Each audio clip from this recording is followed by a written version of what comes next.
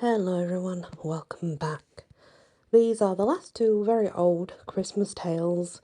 One's longer than the other one's quite short, so it won't be a very long premiere this. A Tale of Christmas Eve. 'Twas Christmas tide in Germany, in the year 1850, and in the city of Berlin, which is most beautiful to the eye. A poor boy was heard calling out to passers-by. "Who'll buy my pretty figures?" loudly he did cry. Plaster of Paris figures, but no one inclined to buy. His clothes were thin, and he was nearly frozen with cold, and wholly starving with hunger, a pitiful sight to behold.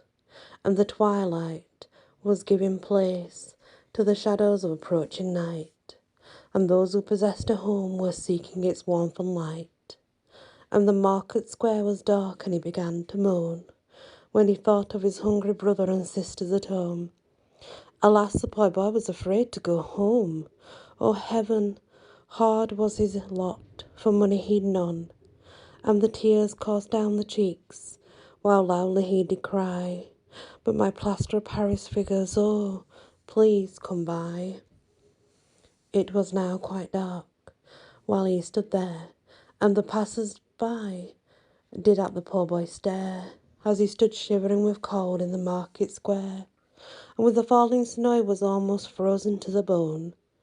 And what would avail him, standing there alone? Therefore he must make up his mind to return home. Then he tried to hoist the board and figures onto his head, and for fear of letting the board fall, he was in great dread. Then he struggled mournfully forward without delay, but alas, he fell on the pavement. Oh, horror and dismay! And his beautiful figures were broken and scattered around him, and at the sight thereof his eyes grew dim. And when he regained his feet, he stood speechless like one bowed down. Then the poor boy did not fret and frown. Then the almost despairing boy cried aloud, and related his distress to the increasing crowd. Oh, what a pitiful sight on Christmas Eve! But the dense crowd didn't the poor boy relieve, until a poor woodcutter chanced to come along, and asked of the crowd what was wrong.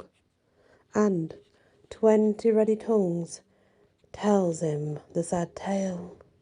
And when he heard it, the poor boy's fate he did bewail, and he cried, "Here, something must be done, and quickly too, do you hear?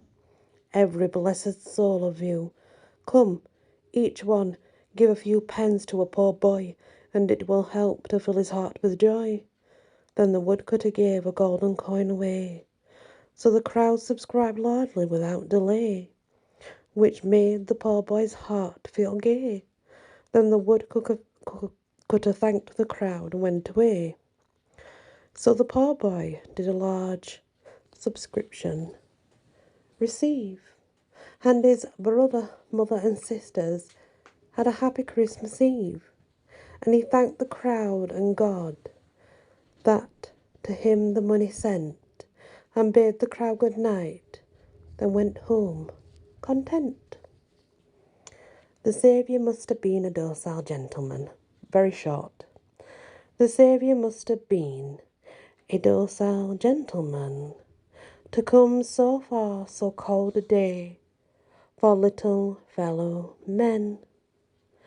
The road to Bethlehem, since he and I were boys, was levelled, but for that 'twould be a rugged billion miles.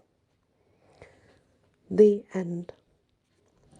And that is the end of that, guys. And I know they are very different, I can appreciate that, but I like to bring difference, don't I? So thank you for listening, and many blessings.